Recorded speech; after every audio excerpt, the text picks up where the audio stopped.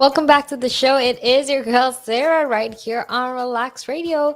But you're just in time to actually get back into this conversation about pandemic brain, what we can actually do to get rid of pandemic brain, and why a lot of us are in fact feeling or we're struggling with pandemic brain because it's something that all of us have in fact been going through, right? Now, like I said, pandemic brain it's not just for a certain set of people, but also new research has found that because of how much of time we've spent in isolation, because of how much of time we've spent, because of how much of time we've spent away from our families, spent, doing different things in the sense that we didn't do things we normally would do, right? I mean, normally you wouldn't stay at home, but we had to stay at home because we didn't have any other option, and because of those changes that we had to make, because of the fact that we actually had to adjust to these new things, it meant that a lot of us had to make a lot of changes. So that's what we'll be talking about right here on Relax Radio with me, your girl Sarah, right here on the Sunrise. Now, I'll be keeping you company all the way until 9 a.m. on the 2nd of July. And it is, in fact, a Friday. So, very excited about it because that means it's a weekend next, right? Also, very quick reminder that you can follow us on our socials, which is Facebook, Instagram, Twitter, and TikTok. And that way you can stay connected to us. You can always be updated on everything we're talking about and also always be informed. Now, make sure you download our app, which is available on both the iOS and the Android devices. And also the Apple Play Store and the Google Play Store as well. So you can listen to us from any part of the world, anywhere in the world. And you can always be a part of this conversation. But let's actually get back into this conversation about the pandemic brain. So Mike Yasa actually tells us it's going to take some time for us to recover from it. Now, he's actually the director of the UC Irvine Center for Neurobiology and also for learning and memory, and the UCI Brain Initiative, right? So this is what he's saying. He's saying that, obviously we will get over it, but it's actually going to take us some time to get over it. And that's only normal, right? Like I said, even though our brain is adaptive, even though our brain actually evolves and adapts to things fast, it obviously takes some time. It doesn't happen overnight because the pandemic didn't happen overnight, right? The exacerbation of the pandemic, everything we're facing, all the lockdowns we're going through, all of those things, those decisions were months and months of discussion, negotiations, and then finally implementing all of it, right? So obviously it's going to take some time. Now, what he refers to as it is actually the pandemic brain, right? Which is basically the subtle but frustrating mental deterioration that many of us have actually felt over the course of this pandemic, and actually as a phenomenon has come to be known right now, the pandemic brain. Okay, so that is of course what he's referring to. Now, obviously, it's very common knowledge, and we've discussed about this right here on the Sunrise as well. It is, in fact, common knowledge that stress can actually be hazardous to our physical health. And especially when experienced over a protracted period of time, it's much, much more scarier and even riskier for all of us, right? Now, sometime back we were talking about burnout, we were talking about overworking and all the exhaustion that you have to face when you overwork a lot. So we were talking about all of that, and we understood that one of the reasons of working so much, or the fact that you are always stressed out actually led to a lot of health risks in the future, but also in the present as well right now, because the World Health Organization has actually said that if you work for more than 55 hours a week, then that means you have an increased risk of heart diseases and respiratory diseases as well. So obviously that's something that needs to be kept in mind. But going back to this, we all know that if you're too stressed out, or if your stress has been if you've been experiencing stress for a prolonged period of time, then that means that it is in fact very, very risky, and it's very, very unhealthy for you. Now, prolonged exposure to cortisol, which is basically the body's primary stress hormone, actually increases the risk of heart disease, sleep disruptions, and even mood disorders like anxiety and depression. Now, that's actually why a lot of people who are stressed out, that is why a lot of people who are going through, burnout, who are actually feeling a lot of the effects of exhaustion, have a lot of mental mental illnesses like anxiety and depression. Because of how our cortisol levels change, it actually affects the way our mood affects our mood as well. So that's obviously why a lot of these people end up with diseases like anxiety and depression, and even sometimes suicide as well. Right now, when it comes to the pandemic brain, when it comes to stress, or rather stress actually, your cognition actually suffers too. Now, chronic stress has actually been found to kill brain cells and even shrink the size of your prefrontal cortex. And your prefrontal cortex is basically the part of your brain that's responsible for your memory, your focus, and learning. Now, that actually explains why we can't focus. That explains why we constantly forget things and why we're so distracted, because because we've been going through so much of stress, because we haven't been able to sleep properly. We've all been very, very stressed out ever since the pandemic began, because, like I said, there are so many things in the unknown about the pandemic, right? Things like, when is it going to end? Will we be able to completely get rid of it? Will these things, will COVID-19 be coming back like a seasonal flu? So because we have all of these questions, it's only, it only makes sense that our prefrontal cortex, suffers because of the fact that we've had to go through so much of stress the past few months, right? Now, like I said, in the weeks and the months after the initial lockdown, people actually began to notice a sudden inability to focus, and they couldn't remember things, they couldn't follow through on tasks, they were always distracted, and they couldn't pay attention for long periods of time. And we were all like worried about what was happening to us, right? Because look, it's just so weird when you're someone. Okay, for example, if you take me, I'm someone who can focus. Like I swear, even if the world was burning, and the end of the world was happening, I would still be able to focus on what I am doing. Like that's just how focused I am. But then the pandemic happened, and I couldn't focus at all. And I was freaking out about it, because I was like, oh my gosh, am I not smart enough anymore? Why can't I study? Why can't I remember anything I study as well? And that's actually because of pandemic brain, and it's not something wrong with me, it's actually something that was caused because of the pandemic, right? So, like I said, we when this first happened, everyone was just really scared. They were having so many questions and doubts and all of that.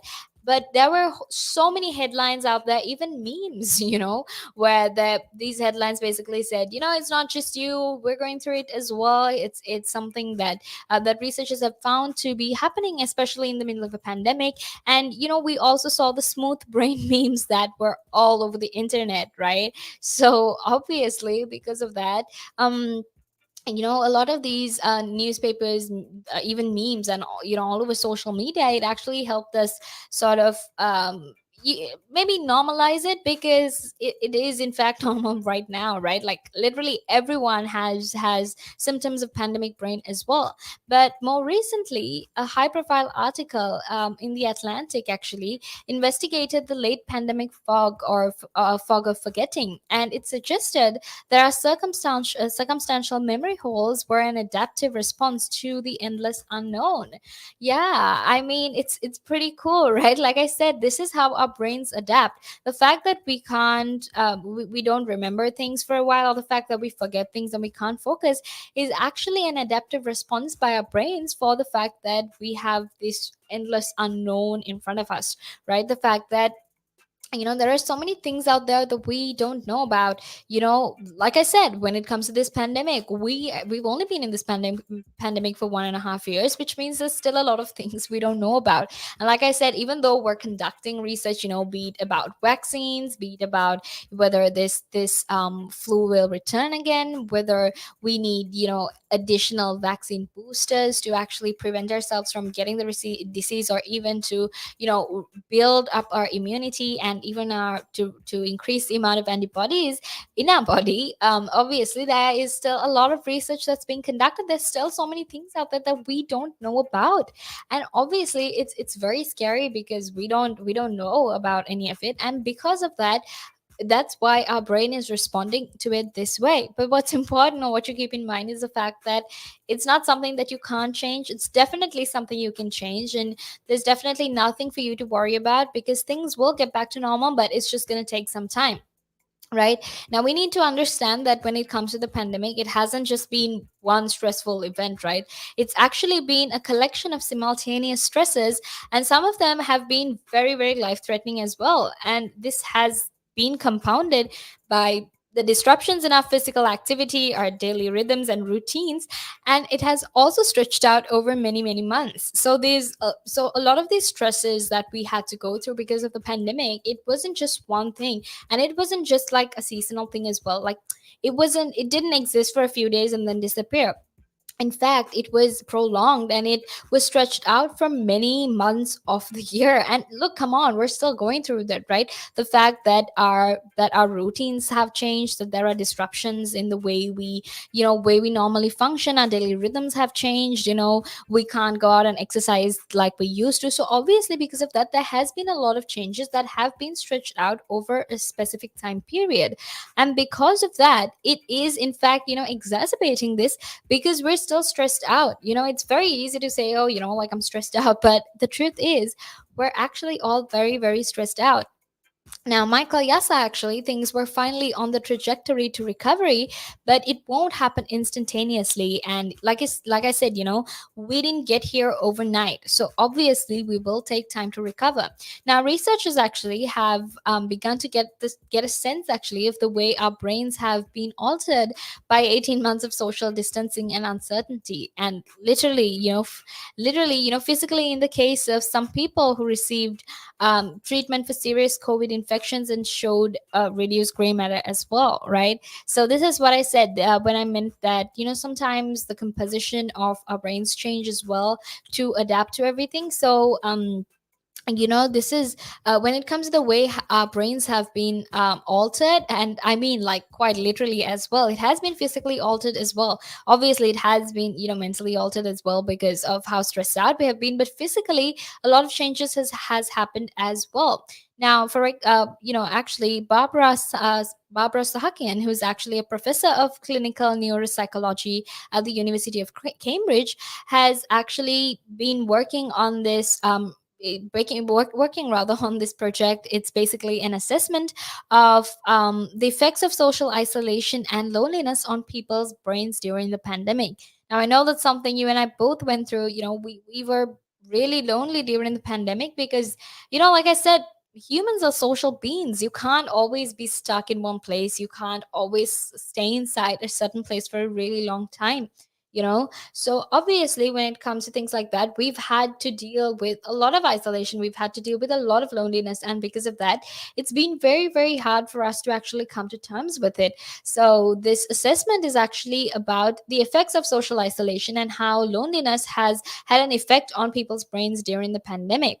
Now, make sure you stay tuned because I'll actually be back here in a few minutes to talk about all the changes that have happened in your brain and what things you can actually do to make sure that you can go back to fully being able to concentrate properly again. Okay, I know that's a huge dilemma for a lot of us, but don't worry because I'll be here to actually make sure to help you out with it.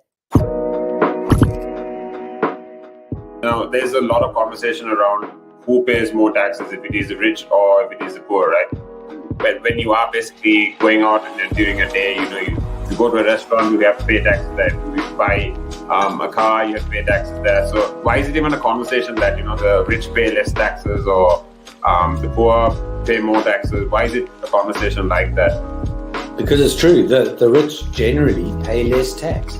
A rich person walks into a Tesco's or a Sainsbury's, they're not going to get a different bill than another person, right? They're still going to pay the same VAT on those goods, they're still going to pay the same thing. So that's all the same. However, the differences come in if you can pay yourself from your own company, you can structure it in a way that you pay less income tax through paying a bit of salary, paying dividends and so forth, and then also deferring income.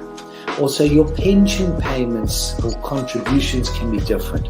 So that increases your tax sort of gap, if you want to use it that way. Where a PAYE person just gets paid salary and bonus. And now those are the most highly taxed sources of income in the UK, definitely, in the UK. We've seen it, right? If an owner of a large public traded company does something wrong, irrelevant of what that company does or how valuable that company is, the stock generally falls into a pool of nothing, right?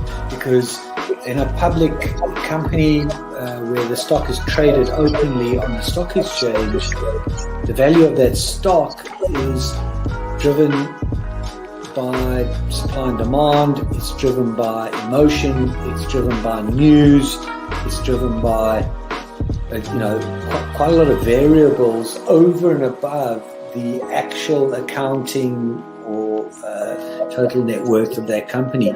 I mean, we've seen it, right? If an owner of a large public traded company does something wrong, irrelevant of what that company does or how valuable that company is, the stock generally falls into a pool of nothing, right? And the company may still have value, it may still be doing quite a good thing.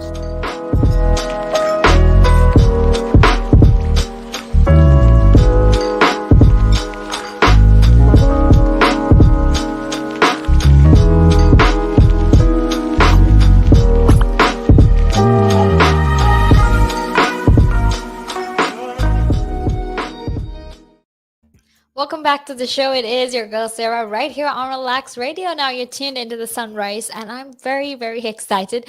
And also, I have a lot of fun things coming your way. So I'm very excited to be here because we have a lot of things to talk about, actually. So make sure you stay tuned because we will be getting into conversations that are very important, especially in the middle of a pandemic. We will be getting into all of those conversations. So make sure you stay tuned, okay? But actually, before I head into this conversation about pandemic brain, I want to quickly remind you that you can follow us on our socials, which is Facebook, Instagram, Twitter, and TikTok. When you follow us on our socials, you can always be updated. You can be the first to know about everything that's going on, and that's something to be happy about. That's something to be proud of. Okay, so make sure you do that. But also, while you're at it, make sure you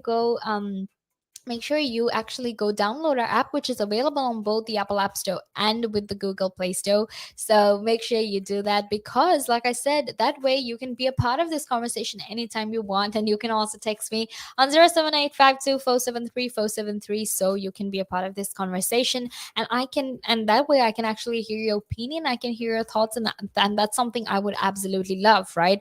Because right here at Relax Radio, it's about you. It's about your thoughts. It's about your perspectives and it's about what you want. So make sure you do that, okay? But let's actually get back into this conversation about the pandemic brain because that is very, very important as well. Right now, like I said, there was this research being conducted to assess the effects of social isolation and loneliness on people's brains during the pandemic. Now, Barbara Sahakian actually says that the impacts, which are assessed across multiple regions of the brain, are in fact profound. And she says that they've seen changes in the volume in the brain's temporal, frontal, occipital, and subcortical regions, and even the amygdala and the hippocampus in people who have been socially isolated. Right? I'm not actually going to get into any technicality about it because, to put it simply, we have so many different parts in our bodies, and also like there are different names for it, and sometimes they're very complicated as well. But basically what she means, to put it quite simply, is the fact that our entire brain has actually gone through a huge number of changes because of social isolation and because of the pandemic.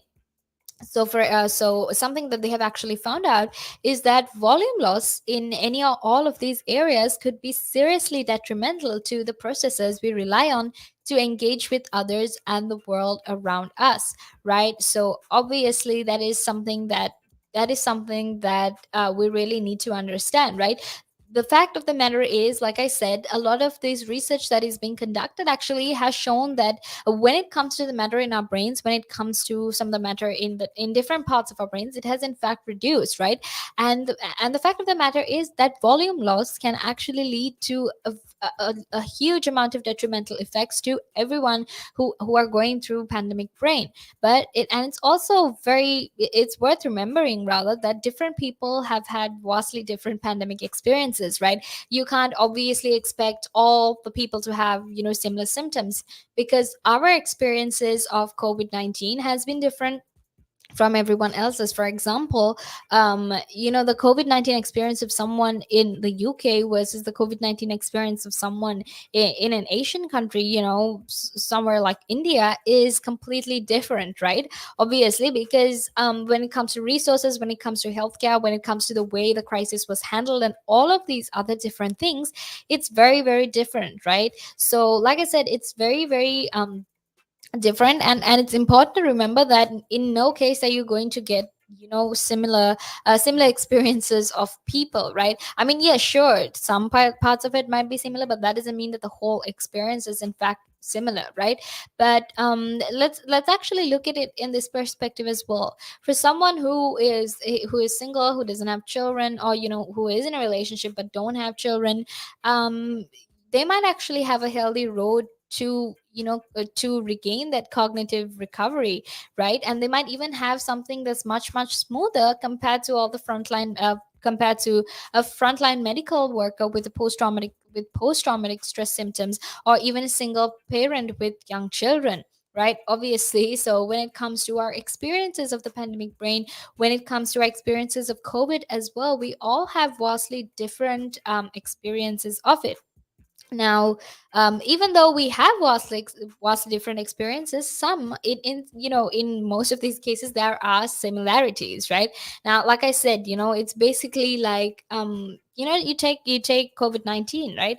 You have a bunch of common symptoms, like fever, a cough, and a cold, and you have common symptoms like that. But there are also certain symptoms that only some people get, like your loss of sense and loss of taste and smell rather, and sometimes being feeling very fatigued, or even joint pain. Those symptoms are only symptoms that some people will have, right? So obviously there will be, or there might be actually commonalities among these experiences. Now, Sahakian has actually examined categories of people, and these are different categories of people, right? They range from medical workers to those who never had COVID but were in lockdown, children, kids, or, just kids, but also, elders, different groups of people. Because obviously, when you're doing research on something like this, it's very important that you look at different groups, because different groups experience the pandemic in different ways. And obviously you need all that data to actually come to a conclusion. You need all that data to actually make a decision about whatever is happening, especially about the pandemic brain. Now, many people, reported difficulty with concentration and memory. And believe me, I'm also in that lot, because honestly, I've had so much of difficulty concentrating. I've had so much of difficulty when it came to memory as well. Because look, I'm like the least forgetful person on this planet, and I'm not even boasting, because I remember literally everything. You ask me something that happened like 10 years ago, I would still remember that. Okay. um and I have such a good memory, but like ever since the pandemic began, I keep forgetting things, and I'm just like, what is happening to me? Why am I forgetting things? Am I dying? Like, is that what it is? Because that's what it felt like. And a lot of people have actually reported this as well, where they've had this difficulty when it came to concentration and memory. Now, a lot of other people also reported symptoms of depression, right? Which is, it's a lot of symptoms. Everyone has been going through different symptoms, and a lot of us have actually been feeling depressed as well. But it's important to remember that people who already had, these pre-existing mental health conditions, before the pandemic, pre-COVID-19, those situations, this situation has in fact exacerbated their mental health illnesses. Because, unlike some of us who didn't have any mental illnesses before the pandemic, they've had to go through it much worse, right? Because they already have this. That means, whatever effects we're feeling, they're feeling it much more intensely. So obviously, because of that, they've had to face these changes. They've had to recover differently. They've had to sort of deal with it differently as well. And it has in fact been very frustrating. It has in fact been very scary for them as well. So when it comes to recovering from the pandemic brain, when it comes to focusing on the pandemic and focusing on getting our concentration back, that is something that we need to keep in mind as well. Obviously, like I said, people's COVID-19 experiences have been different. People have had to do different things to get over the pandemic. Not necessarily get over the pandemic, but move on from the pandemic, move on from the fact that maybe our lives might not necessarily return back to normal, that we might even have to keep living this life for a time period, because we don't really know what is going to happen. So obviously, when it comes to instances like that, there is in fact a lot of differences. There is in fact a lot of changes that have had to be made as well.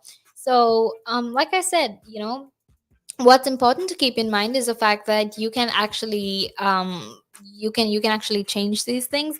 You can get better, you can focus better. All you got to do is just focus on yourselves. You just got to focus on the fact that you can make that change. You got to focus on the fact that that things will eventually get better, but it's just going to take a bit more time, because we're still conducting research. We're still trying to assess the effects of the pandemic. So obviously it's going to take some time, but that doesn't mean it's never going to happen. That doesn't mean it's impossible. It's already happening. Just takes a bit of time. But let's actually talk about what we can actually do to help with concentration and to get rid of the pandemic brain. Now, the first thing you can actually do is sweat it out. And it's actually quite easier said than done, because during the pandemic we've all lost our sense of physical fitness. I am guilty of that. I have become absolutely lazy. My favorite thing to do right now is just to lie in bed and sleep all day. But I understand why I am like that, because my life has been so busy. It was so busy during the pandemic. So obviously, when I got a break, when I got what seemed like a break, I was like, you know what, I'm going to take advantage of that. I'm actually going to go home and sleep and lay in bed all day and be lazy. But of course I can't do that, because my mom, she's always like, oh, like, help around the house, don't always sleep, don't be lazy, do something productive with your life. And I'm like, but I just want a small break. But I know we can all relate to that. It's almost as if our parents have something against us just staying in bed. Like, I think they do, because it's just the moment they see us in bed, they just get so angry. And like, I'm like, okay, calm down, I'm just taking 5 minutes, okay, mom, like, but I think this is just all parents in general. But getting back to sweating it out, getting back to physical activity, we've all been very lazy. It's been very hard to adjust to the pandemic, and because we've been stuck at home and we've been depressed. Come on, when you're depressed and stressed out, do you feel like working out? I mean, you don't even feel good about yourself. So obviously, all you want to do is just lie in bed all day, and that in no way means that you want to exercise, right? But it's very, very important that you begin to exercise, because if you want to focus better, if you want to focus on your concentration, if you want to make sure that you get your concentration back, that you can be the way you were, if you want to be as productive as you used to be before the pandemic, well, the way to start it is actually by by working out, because we all are very guilty, and we all guiltily know that we should be moving more, and that we should actually be reaping in the sweet endorphin rewards of our activity. But obviously that's not what we're doing now. There's actually a lot of evidence as well, that shows that physical activity in fact improves our cognitive functioning. So make sure you exercise starting from now. I know, you know what, I'm finding it very hard to do it myself, but what's important is that we don't give up. We make this decision, we make this effort, and we tell ourselves, you know what, I'm going to work out. I am somehow going to do this, okay? But make sure you stay tuned, because I will be back to actually talk to you about things that you can do. I will be back to tell you about what else you can do, so make sure you stay tuned. But right now I'm actually going to head into a small break, but I will be back definitely to talk about the things you should be doing. Again. But now, if you say to a child, if I went up to a child and said, you've had one to forget, God, there'd be an inquest. Me, why did you reject my son? Well, I haven't rejected your son. I want to talk about, how the generation gap, has how much it's changed, especially when you check the youth nowadays in comparison, to people back in the day. I'd say when I was younger, it was more disciplined. Not now. In comparison to now. Not at all. Not now. The way things are nowadays, the younger generation, you seem that they can't accept the word no. If that makes sense. They can't accept rejection, essentially, is all you're trying to say. Yeah, they can't accept the word no. So if you, how did I do? Or you didn't do very well, and they get upset, And when I was a youngster, my father used to say to me, because I used to be sport mad when I was very young. Well, I still am sport mad, but like participating in different sports. And if I had a bad game, for example, I'd say to me, "You had one to forget." That's it. Yeah, that sounds like a smart guy. I mean, yeah, that's the real fact of the matter. Yeah. He'd say to me, "You had one to forget. Get over it," and that was it. So I'd dust myself down and do it again. But now, if you say to a child, if I went up to a child and said, "You've had one to forget," God, there'd be an inquest. An inquest. They'd have to me. Why did you reject my son? Oh, I haven't rejected your son. Or daughter. I've just told them that they need to buck their ideas up. That's the truth right there. I mean, if you think about it, if you check the generations, like right now in the US as well, I've seen a lot of these things as well. In the UK, you get medals for participation. But what's the point? What are you trying to? Yeah, what's the point? Either you win or you lose. People are so afraid to put that whole notion of losing. When it comes to right now, the generation gap is just crazy. How much a lot has changed. Social media has taken control of our lives, and we don't even realize it anymore. We're crippled because of it. That's absolutely right, Nick. Because, as you said, nowadays it seems that you get rewarded for failure. For the life of me, Nick, I can't get my head around that. Perhaps I'm just getting old and morbid. I don't know. I just can't get my head around how you could be rewarded for failure.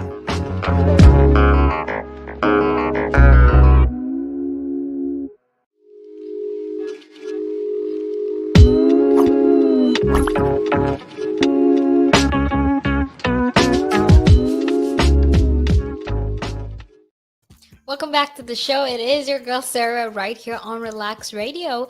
Now, I want to quickly get into this conversation because it's interesting, and we're finally at the part where we talk about what we can actually do to get rid of the pandemic brain. Now, like I was telling you earlier, physical activity, it's something that that is something that we all wanted to do, but we didn't really do anything, because I can't tell you how many times I tried to do different workouts, but I eventually failed at all of it because I just didn't have enough determination, and I was just not motivated enough to actually get into physical activity and do it, because I was so lazy and all I wanted to do was just stay in bed. Like, that's literally all I wanted to do. So obviously, it's very, very important that we get back into moving, and we get back into physical activity and everything, because it actually helps us with our cognitive functioning. And especially because a lot of us are going through different issues when it comes to concentrating, when it comes to focusing, when it comes to our ability to remember things. We need to definitely make sure we get back into exercising to actually make sure that we can focus on things, and that we can make sure that we will get back our ability to focus. Right now, another thing is that exercising actually increases neuroplasticity, which is basically the brain's adaptability to experience and change. Now, like I said, our brains are very adaptive, but for our brains to be very adaptive, for our brains to constantly, have the ability to change, to make those differences that need to be made, especially in situations like a pandemic, we need to keep exercising, because when we exercise, when we have a lot of physical activity, when we're physically fit, is when our neuroplasticity in our brains will actually increase, right? So make sure you exercise. I know it's hard and I know it's tough, but you really, really should exercise, okay? And I know it's easier said than done, but today I will definitely try to go home. I mean, when I go home, I will definitely try to exercise, you don't have to start really big, because obviously I can't. I mean, it's not like I can go home and do 50 burpees and like 20 or 75 Russian twists and whatnot. Anyway, I hate exercising, but the thing is, make sure you try to start small, because obviously it's very hard to start a labor intensive workout right at the beginning. Especially if your body has been used your body has been used for months of, or it has been used to 2 months of inactivity, because we've all been lazing around. Well, don't start huge, because it's definitely going to it's not that healthy, and it's also going to result in you having a lot of body aches and a lot of body pains. So make sure you start small. Start with a few squats, start with a few stretches, crunches, whatnot, and then make it develop it day by day. Make sure you grow day by day, and you keep adding on, and you keep exerting, or you you get engaged in more physical activity. Okay, so make sure you do that. Now, something else that we can do is actually something called the sweet sound of recovery, which is basically something very simple. Just listen to music, right? I know, did you think that the answer to increasing your focus was listening to music? Because I didn't think that. I just found out about it, and I was thinking, oh, this is very cool. Because to be honest, in the middle of the pandemic, I have been listening to a lot of music. I have found a lot of new artists as well, and I have to say, I absolutely love Spotify. So I spend a lot of time listening to music as well. So why you should actually listen to music is music increases your oxytocin production, which generally contributes to feelings of empathy and goodwill. Now, if you followed our social media platforms, which is basically Facebook, Instagram, Twitter, and TikTok, make sure you do. But if you are already following us, you would have you would know that yesterday, rather, we actually posted this TikTok on the happiness chemicals and how to hack them, right? So you can use that you can use that for your life as well. Find out what makes what find out what helps you hack these happiness chemicals, and that way you can actually make sure that you use it to make yourself more happier.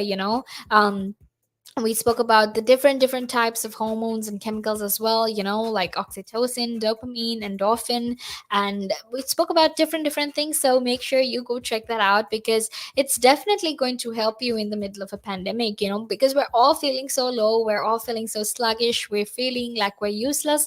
So that's definitely going to help all of us, right? So make sure you go check it out. But also, before I get into the conversation, just want to quickly remind you that you can text me on 07852473473. I'm going to say that again, 0852473 and you can be a part of this conversation. You can contribute to this conversation through your experiences, your feelings, whatever it is. Just make sure you text me, because I would absolutely love to know about it, okay? So make sure you do that. And also, very very quick reminder that you can follow us on all our social or rather, you can download our apps, which is available on both the Apple App Store and the Google Play Store, and that way you can be a part of this conversation any time of the day, anywhere in the world, which is honestly the best. So make sure you do that. Okay, but getting back into music now, like I said, it has been shown to increase your oxytocin production, and that has helped in increasing your feelings of empathy and goodwill. Now, music has also been shown to lower your cortisol levels in the body. And, whether you're making music, especially making music, regardless of whether you're singing or you're playing a musical instrument, that is even better, because both have been linked to improved cognitive resilience later in life. So, if you're a budding musician, or even if you're just you don't even have to be a budding musician. You can be someone who plays instruments really badly, like I do. But that definitely helps you in increasing your cognitive resilience later on in life, and it helps you in focusing better as well. And you know what, the best is that these things that you need to do to make sure you get your concentration back is not even like it's not something hard. It's things you normally do on a day-to-day basis. Like, no one's going to complain about the fact that no one's going to complain about the fact that you have to listen to music, right? Because come on, we all love listening to music. It's not like we're ever going to complain about that. I mean, sure, when it comes to exercising, yeah, definitely I would also complain about it. But the thing is, if you start small and if you're consistent, then you'll eventually get used to it, so you won't be complaining about it. And last is something that a lot of us have a hard time doing. It's basically freeing your head. Okay, now I know this is very hard because a lot of us have different things going on in the back of our head. We have these negative thoughts, we have doubts, we have uncertainties, and we have a lot of things going on in our head. But mood and cognitive function actually go hand in hand. So mindfulness and meditation have been linked to improvements on both fronts, where you can basically ease your stress and it can enhance your automatic cognition processes like memory retrieval. So the more you meditate, the more you're mindful, and the more you try to do these activities that will actually help you with your mood, it will in fact help you free your head as well. So exercises like focusing your attention during meditation, or even conscious breathing redirected actually a person's attention to a single object or sensation, will actually in fact help you a lot to focus, will help you a lot to free your head. And this is something that you should definitely try out. Okay, now make sure you stay tuned, because even though this is the end of our discussion, right?